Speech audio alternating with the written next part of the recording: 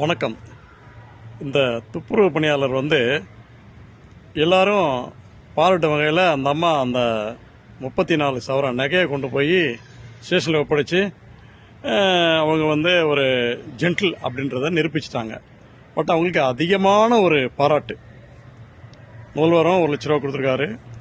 திரு ரஜினிகாந்த் அவர்களும் செயின் போட்டிருக்காங்க, கூப்பிட்டு செயின் போட்டு ஸ்டில் எடுத்திருக்காங்க. அது மட்டும் இல்லாமல் நிறைய பேர் பாராட்டு, எக்கச்சக்க பாராட்டு குவிஞ்சிட்டே இருக்கு. அயல்நாட்டிலலாம் தான் கூட பாராட்டு வந்துட்டே இருக்கு.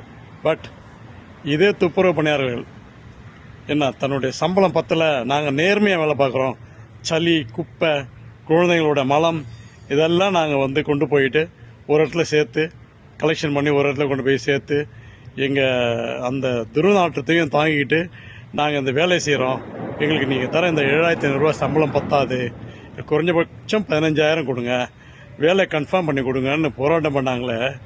யாராச்சும் போய் நின்னீங்களா? அவங்க நேர்மையாக சொன்ன உடனே அதில் எத்தனை நேர்மையானவர் இருக்காங்க, எத்தனைன்னு கிடையாது, அத்தனை பேரும் நேர்மையானவங்க. அவங்க அந்த 7500 ரூபா சம்பளத்துக்கு அந்த வேலையை செய்ய வராங்கன்னா அவங்க அத்தனை பேரும் நேர்மையானவர்கள் தான். ஏன் இந்த தமிழக அரசு அவங்கள ஏன் கன்ஃபார்ம் பண்ணக்கூடாது? புரியுதுங்களா? யாருமே அங்கே போகல. பாவம் பஸ்ஸில் அவங்கள ஏற்றி கொண்டு போயிட்டு ரொம்ப அலக்கழிச்சு தான் தொலைக்காட்சியில் பார்த்தோம். பட்டு இவங்க வாங்குறது 7500 ரூபா சம்பளங்க. அது அப்படியே 15,000 இன்னைக்கு விற்கிற விலைவாசிக்கு கேட்டாங்க, போராடினாங்க. ஒருத்தரும் அங்கே வரல.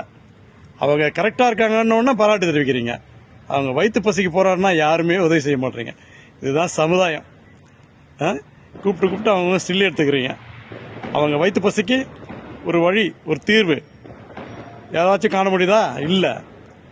தயவு செஞ்சு சமூக ஆர்வலர்கள் அத்தனை பேரும் நிறைய பேர் இருக்கிறீங்க, சமூக ஆர்வலர்லாம் கூப்பிட்டு பாராட்டுறீங்க. இவங்களுக்கு ஒரு நியாயம் கிடைக்கிற மாதிரி ஒரு வழிவகை செய்யுங்க.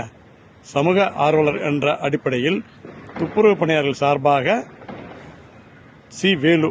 நன்றி. வாழ்க வளமுடன்.